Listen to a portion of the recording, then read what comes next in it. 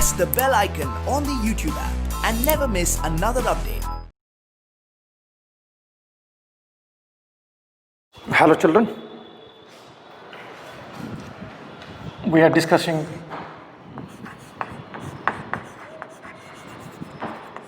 atomic structure, and this is part 5.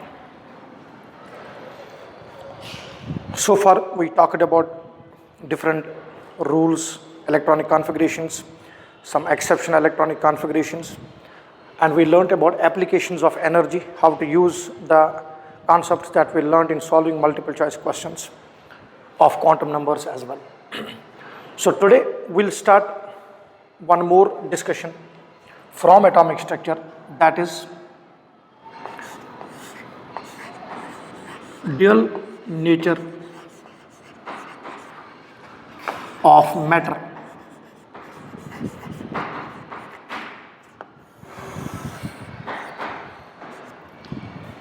Dual nature of matter. So what exactly does this term mean?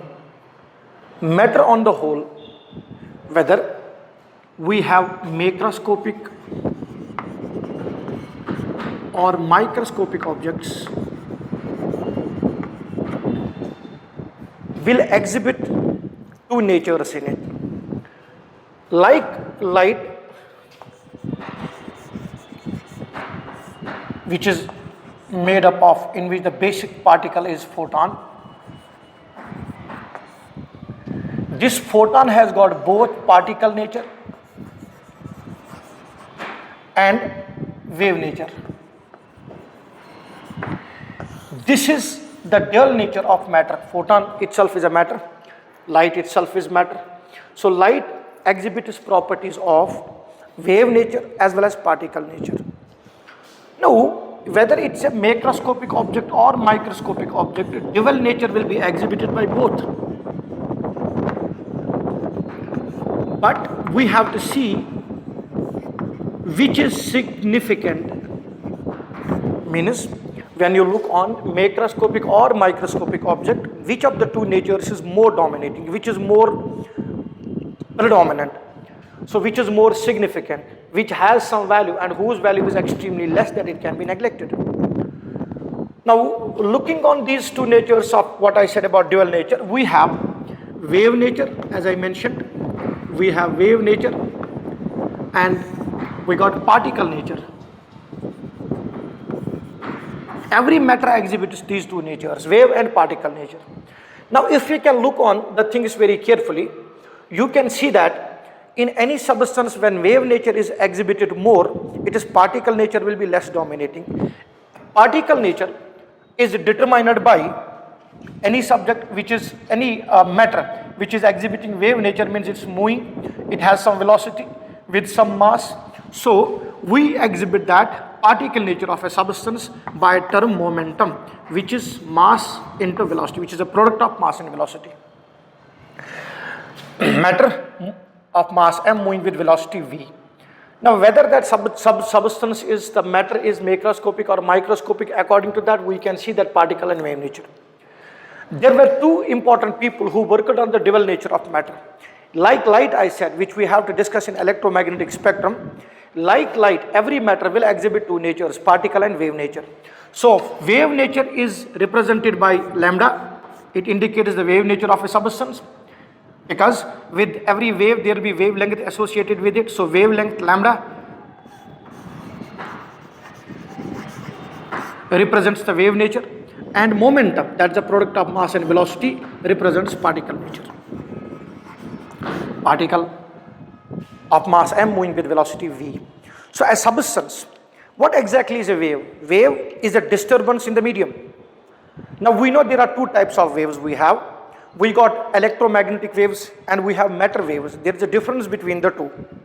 Electromagnetic waves and matter waves. We will have a discussion of electromagnetic waves. So by now you understand what exactly matter waves are. Any matter, be it a ball, suppose a ball of 0.1 kg, moving with a velocity of 10 meters per second. Now these are matter waves, and matter waves do create the disturbance. Wave is itself a disturbance. Matter waves do create a disturbance, but there are no fields associated with it. There is no charged field associated with it. Compared to that, in electromagnetic radiations, we have electric and magnetic fields associated with it. We will have a discussion of that electromagnetic radiation. So matter waves are generally when any substance with mass m is moving through the medium, those waves generated will be matter waves for us, without any charge, without any fields associated with it itself.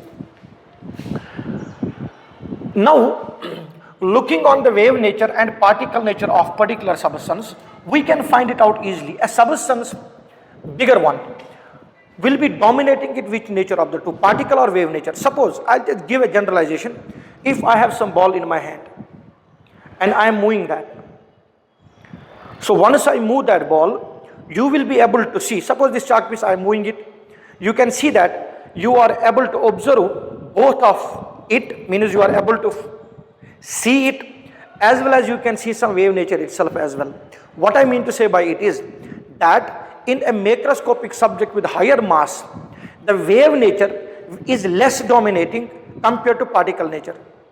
In other words, we mean to say that in a subject or in any substance which is bigger, let me tell it mathematically, the first person who worked on this dual nature of matter was de Broglie.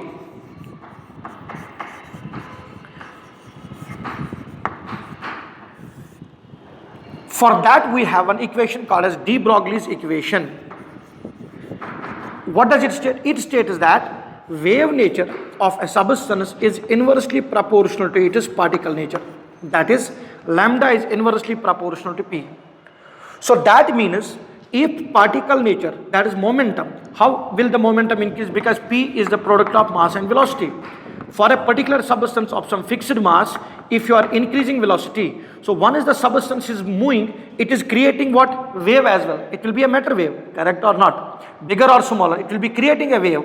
So if velocity, if mass is increased, what will happen to the particle nature? It will increase. Yes, once particle nature is increasing, wave nature will be less dominating there.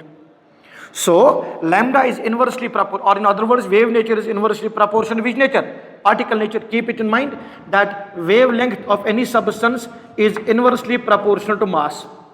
That means a substance which has got more mass, when mass is more, then lambda will be less. In other words, bigger substances which are macroscopic substances, in macroscopic substances wave nature will be less dominating. Got it? Suppose an example we take here into consideration, children. We have proton and we have electron. This is very simple. Now we know mass of proton is more than that of electron. Now which of the two will exhibit more particle nature?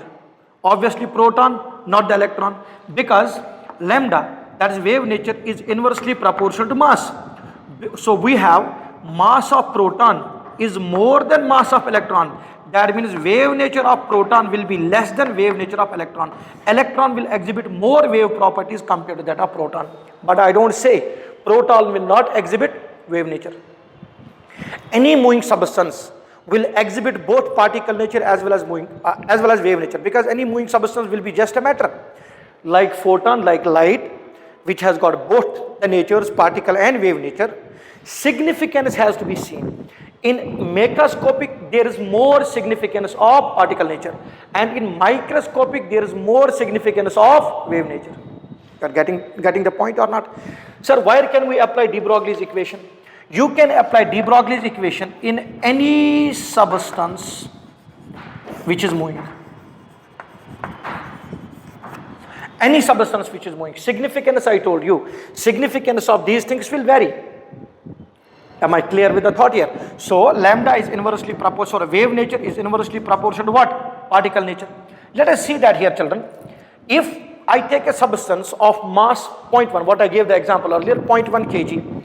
Let us see, lambda inversely proportional to P, or lambda equals to H by P, where H is constant and it's called as Planck's constant.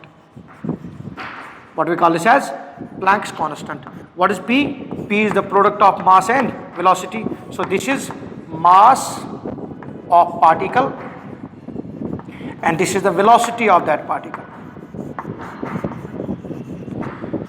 As we mentioned, if the mass is increasing, the significance of particle and wave nature is reduced, because if the mass is more, then particle nature exhibited by a substance is more and its wave nature will be extremely small, so small that's almost negligible. It is so small that no experimental ways are there to detect it. I'll give one example here so that you can understand it. So children, we have lambda equals to h by mp, so where h is Planck's constant and the value is 6.62 into 10 to the power minus 34 joule second. And keep it in mind, 1 joule equals to what? It's equal to kg meter square, because we know in terms of potential, in terms of voltage, 1 joule is the amount of work done to move 1 coulomb of charge at the potential difference of 1 volts, right? Clear or not? The basic definition of joule, children. So it is kg meter square per second square. Clear? So h equals to 6.62 10 to the power minus 34 joule second. This is the value of h. Let us apply this de Broglie's equation to this macroscopic object. Keep it in mind. Any substance with more mass will have less wave nature but more particle nature. So in other words, we can say wave nature and particle nature are inversely proportional. That means if particle nature increases, wave nature will decrease. If wave nature is decreasing, it becomes less significant for us. And why it is applicable? For microscopic things. Because in microscopic objects like electrons, we have extremely low mass, so the momentum will be less. That is, particle nature will be less. But wave nature is more dominating there. Am I clear? Let us apply that here, children. So we'll see what is lambda equal to. Lambda equals to h by mv. So I am applying that to lambda h by h 6.62 into 10 to the power minus 34 joule second divided by what is the mass? It is 0.1 kg, right? So 0.1 into what's the velocity? 10 meters per second. Correct or not? Mass is in kgs. Excellent. So lambda, it's a wavelength and unit should be meters. That's obvious for us. Now Planck's constant 6.62 10 to the power minus 34. So it will be 10 to the power minus 1. These two will be off. So what is lambda equal to? Wave nature is 6.62 into 10 to the power minus 34 meters. How? Because children, what's 1 joule equal to? What is 1 joule equal to? Have a look. Joule equals to what? Kg meter square S minus 2 divided by, this is in terms of kgs into, what is this one? Meter per second. It will be second minus 1. When it goes up, it becomes second minus 1. When it further goes up, it becomes, or when it further will go up, what does it become? So you can cancel down the kgs, meter, what's the answer coming at the end? So lambda will be in terms of meters. Kg, meters per second. Convert that out. Joules I have already written. 1 joule equals kg meter square. Second inverse. Okay.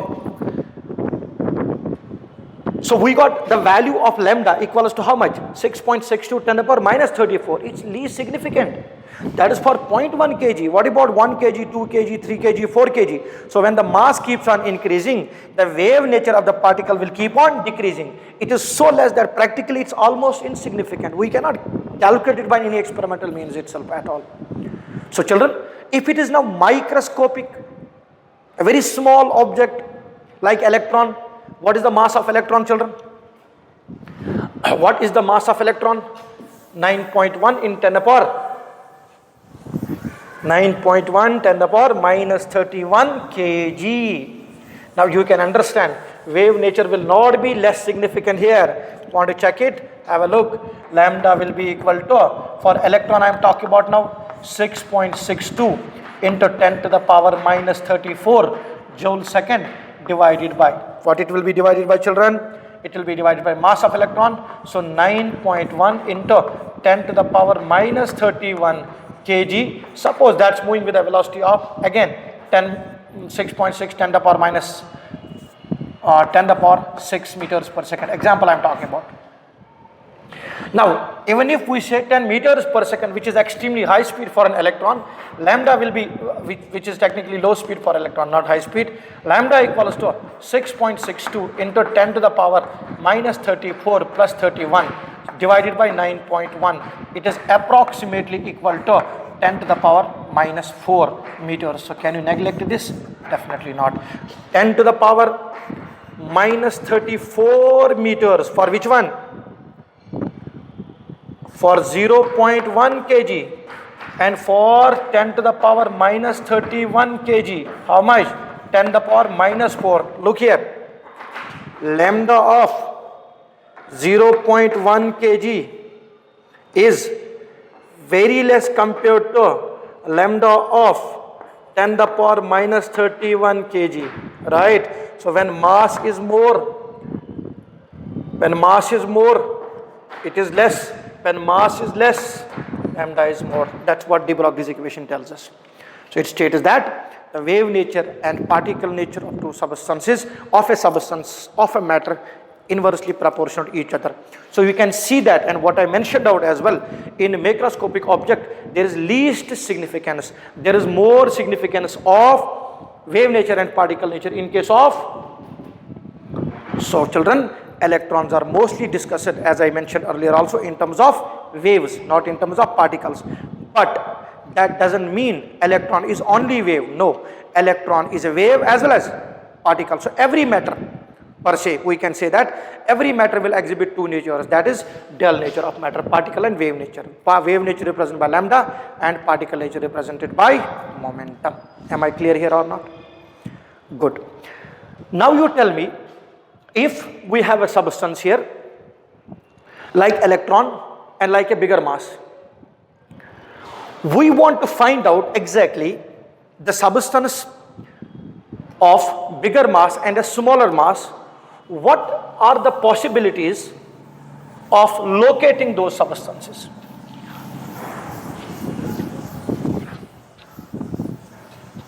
So with respect to dual nature of matter, there is one more mathematical relationship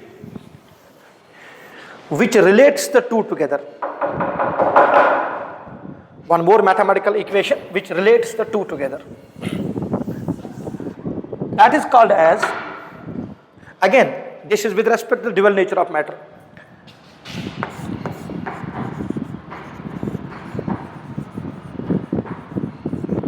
Heisenberg's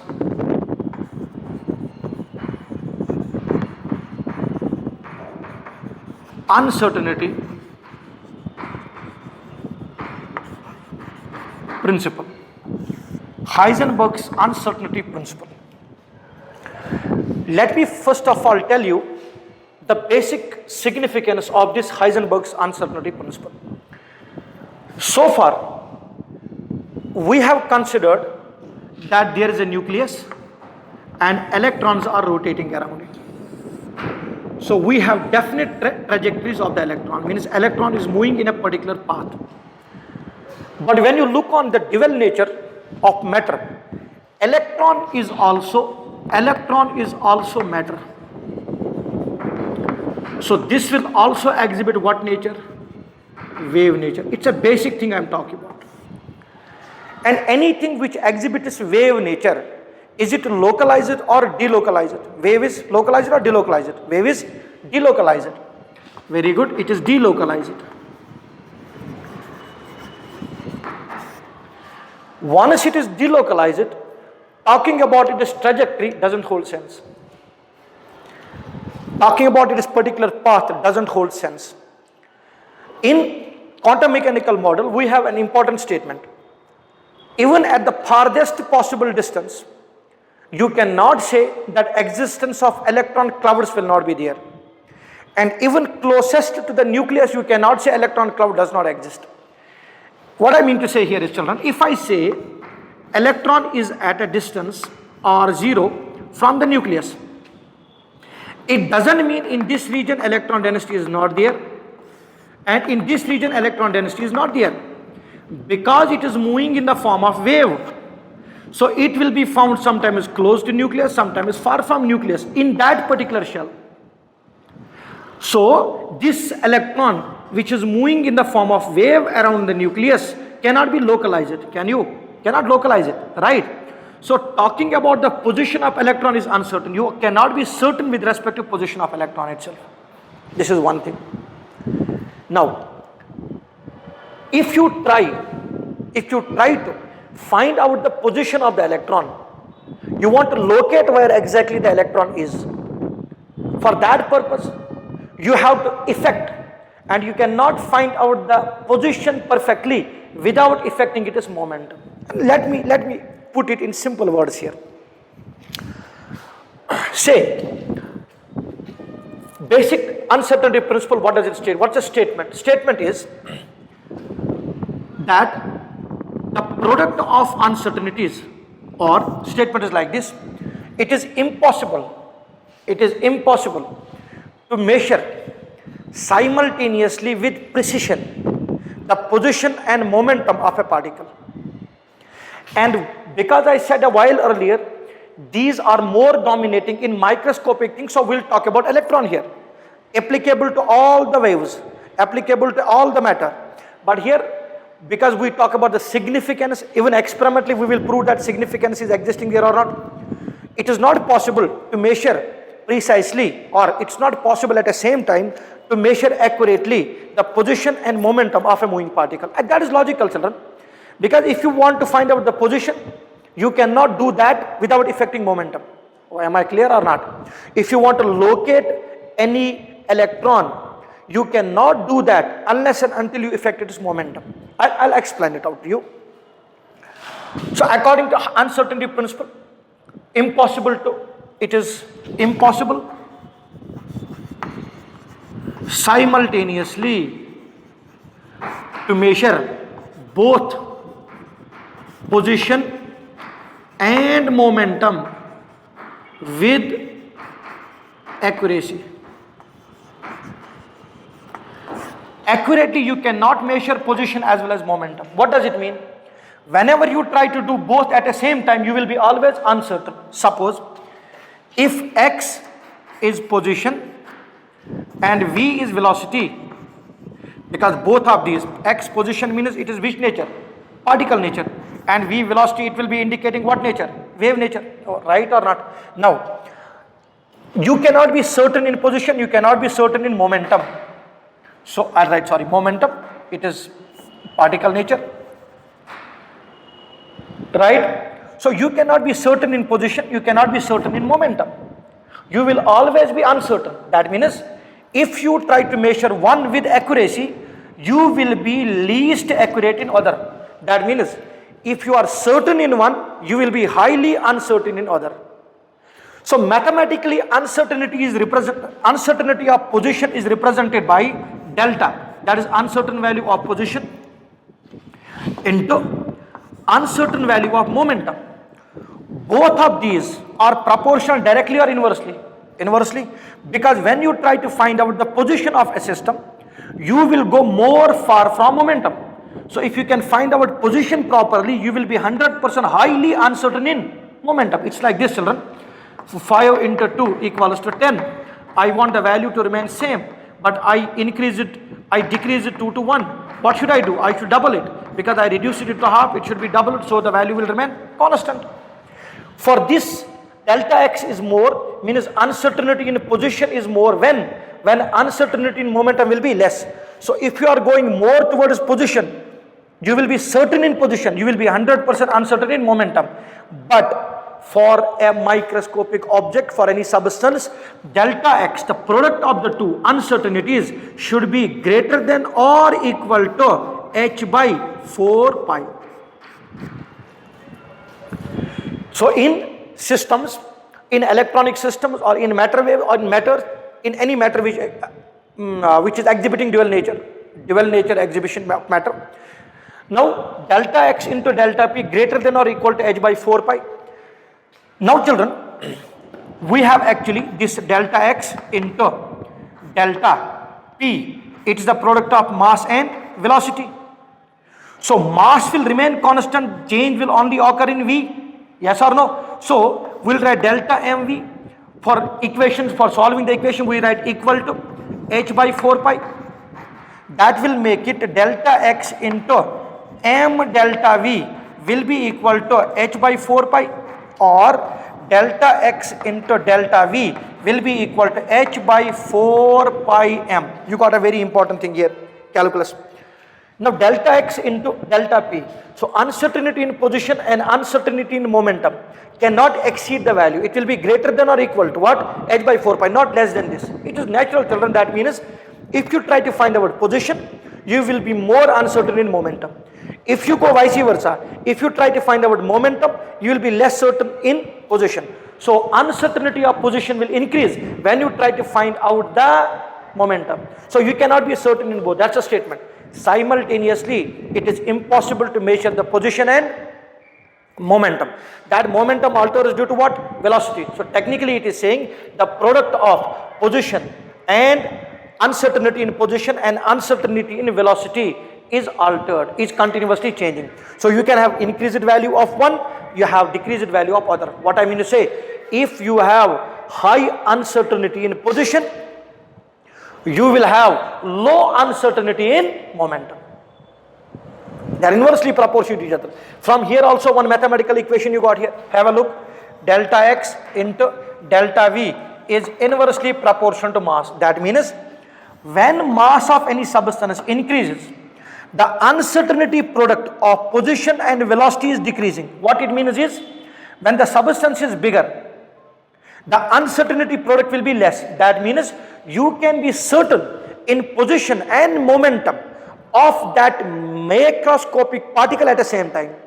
However, when the mass is decreasing, suppose you are going from 1 kg to 0.1 kg to 0.01 kg to the mass of electron. So when the mass is decreasing, the uncertainty product of the two will keep on increasing. That again means, children, the dominance of uncertainties of position and momentum will be more exhibited by microscopic objects, not by macroscopic. But again, I repeat, Heisenberg's uncertainty principle is applicable to all moving objects. Heisenberg's uncertainty product principle is more significant in microscopic objects like de Broglie's equation. Heisenberg's uncertainty principle is also talking about the dual nature of matter itself. Am I clear with this statement here, children? So what's the statement of Heisenberg's uncertainty principle? It states that at the same time, precisely, it is impossible to measure the position and momentum. So if you try to find out one, you will go more away from other. What it means, if you try to know one more clearly, you will go very away from the other. So if certainty in position is increasing, then uncertainty in velocity will also keep on increasing. So you cannot be certain in both at the same time. Am I clear with the thought? Now, if you want to comprehend it out, whether in microscopic or macroscopic objects, the product is dominating, which uncertainty product of position and momentum, uncertainty product of position and velocity is dominating or not, we can take one simple example. We will first of all try to find out uncertainty product of position and velocity for 1 milligram. It may be your textbook example as well, probably, children. So we are into Heisenberg's uncertainty principle. Keep it in mind.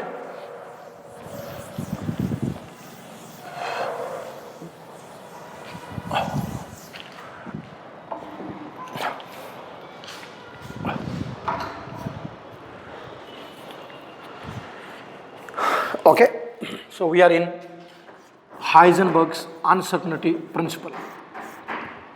The shortcut I have written here, so you can have a look on this. Correct. Let us do two examples. First of all, you have to keep it in mind that the product of uncertainty of position and velocity for macroscopic matter is least significant. Okay, then delta x into delta v for microscopic is significant, and that is reasonable as well according to de Broglie's equation also. First of all, So these are the two things that I have to prove experimentally.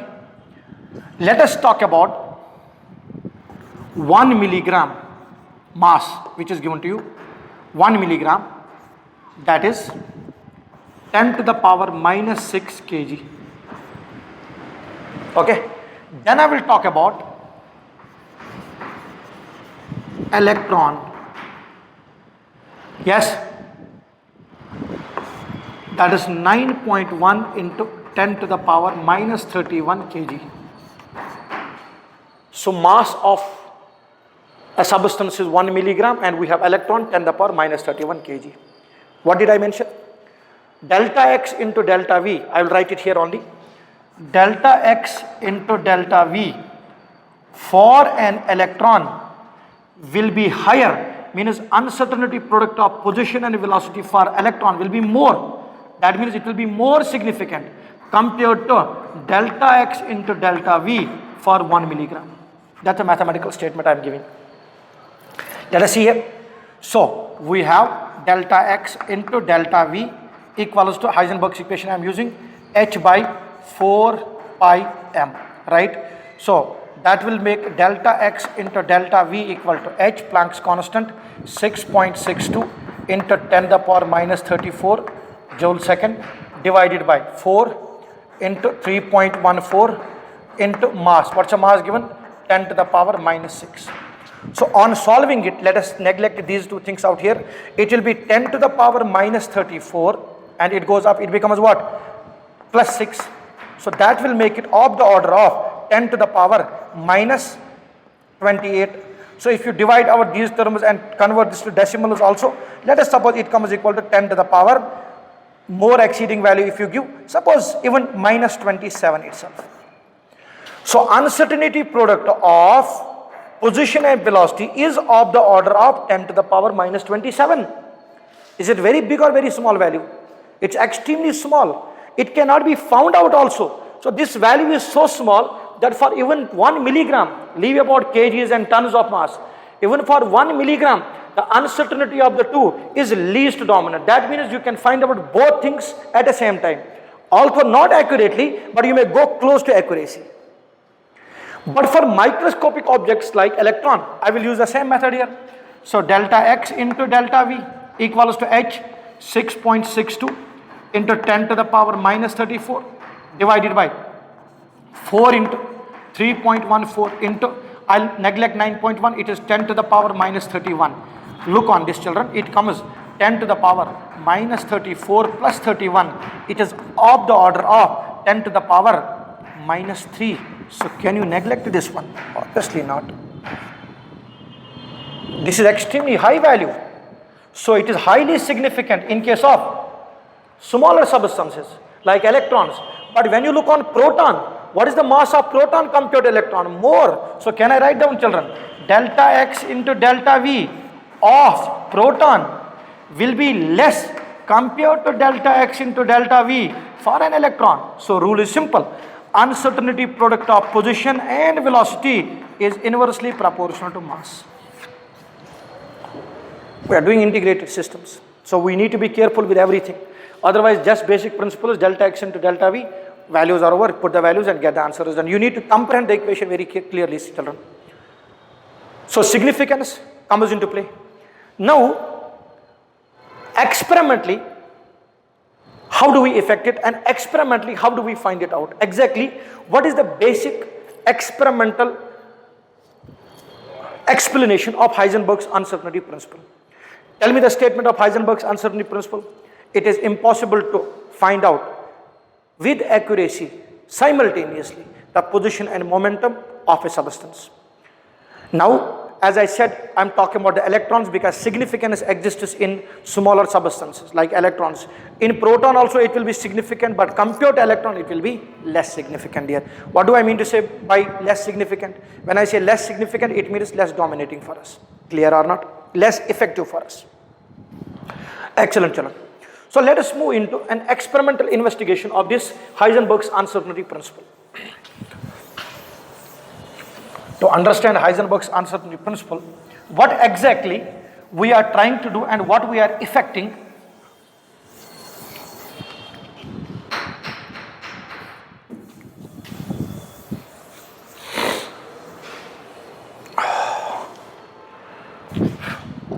Let us see that. So, explanation of Heisenberg's uncertainty principle. Let us see here, children. Let us consider the trajectory of an electron.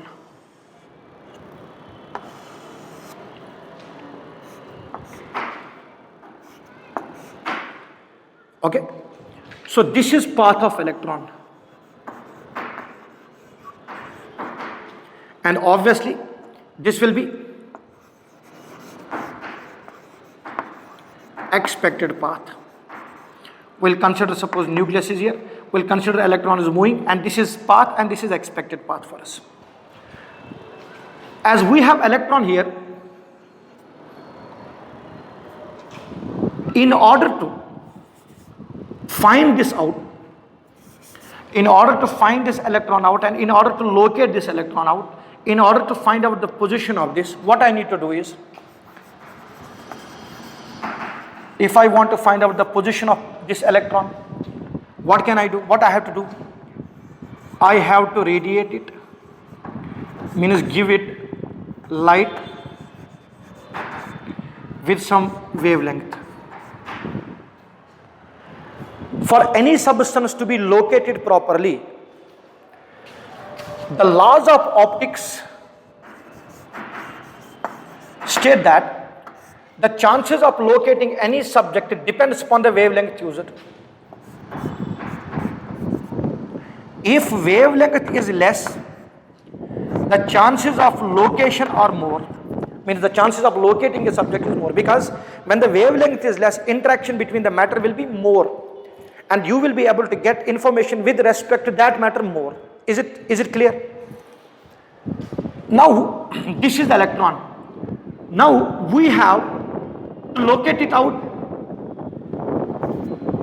To locate it out, this is incident photon. This is the light we have given to this electron, and this one is reflected photon. Now here we are observing it under microscope. So this is incident photon and this is reflected photon. This is the expected path. Now the point here is, children, if wavelength used is smaller, I have used smaller wavelength to locate the electron, right? After the photon has hit this electron, it will transfer the momentum to this electron. As a result of that, the velocity of the electron will be altered. As the velocity of electron is altered, it may move in the same path but with faster velocities, or it may be ejected out. It may take a new path completely. So trying to find out what the electron's location, you altered its momentum. So you are trying to be certain in location, but you are becoming uncertain in momentum. This is the statement, what Heisenberg's uncertainty principle is. And here, when the lambda is less, frequency will be more, energy imparted will be more, as I mentioned out, because children, energy and wavelength are inversely proportional, and energy and frequency are directly proportional. So it imparts more velocity to this moving object, and momentum of this electron will change. Trying to locate it, you affected momentum. Now reverse you do, sir, we will use less wavelength, we will use more wavelength. If you use more wavelength, then locating the electron becomes difficult, because it will not be interacting with the electron itself at all. So in both cases, whether you use low wavelength or high wavelength, you are altering either the momentum or position. So is it possible at the same time to locate it also and to find out its velocity also? Impossible. That is the practical significance of Heisenberg's uncertainty principle. Difficult at the same time to locate an electron and find out its momentum as well. It's difficult. It's not possible. Am I clear? Good. So, and definite trajectories of electron according to Heisenberg's uncertainty principle is not valid. Let me tell you why. This electron which is moving, if you want to locate it, if you want to locate this electron, what are the things you need to do? You need first of all its position, where it is. Suppose it's x1. What is the velocity with which it is moving? And what are the forces acting on it? If you know these three things about an electron, you may tell after time t what will be position. Because when you know the forces acting on the electron, when you know the velocity, and when you know the position. But if you want to understand the position of a particular electron, we know electrons are not like fixed entities. Electron creates waves. Electron is moving around the nucleus in waves. It's actually a wave. Individual region where the electron is present, there it is acting as a particle. We will have experiments, children. We will do many experiments in which we will prove through experimentation itself that matter exhibits like light waves. They exhibit both particle nature as well as wave nature. Like interference, diffraction, electromagnetic spectrum, they indicate the wave nature. And then you have got black body radiations, and then you have photoelectric effect. They exhibit what? Particle nature of an electron system, particle nature of matter. So there is dual nature exhibited by the substances clearly. So we are discussing that here only. So electron is behaving as a wave. So there is no concept of fixed trajectories for an electron. Thus to say, the chances of finding the electron at a particular position, it's invalid. You cannot use the term chances of finding the electron, locating the electron. That's why in our terms of orbit and orbitals, I discussed the concept of probability. That's why the concept of location is changed by probability. That is probability of finding the electron. So what are the chances of finding the electron at a particular place? We call that as probability, which will be in terms of wave functions discussed later. Am I clear with the thought here, children? So these two experiments clearly prove that wave nature and particle nature of any matter are inversely proportional to each other. According to de Broglie's equation, lambda equals to h by p, where p is the momentum, which is mass and velocity. Am I clear here? So uncertainty product of position and velocity is inversely proportional to mass, and there also wave nature is also inversely proportional to mass. I just explained those statements clearly to you, children. Or did you get the thought clear? Excellent. So these experiments prove the dual nature of matter, macroscopic as well as microscopic. Clear with the analysis here? Very good. So keep a proper mind onto this, and in order to find out uncertainties values. Now mathematically, how do we solve the questions with respect to this? Say, children, we have been given a substance is moving with a velocity of 0.5 meters, 0.5 meters with plus minus 0.1%. A substance's fixed value of velocity is given 0.5 meters per second, but that is uncertain up to the value of 0.1. That means velocity is 0.5 meters per second, but when you talk about uncertainty of velocity, it will be 0.5 into 0.1%.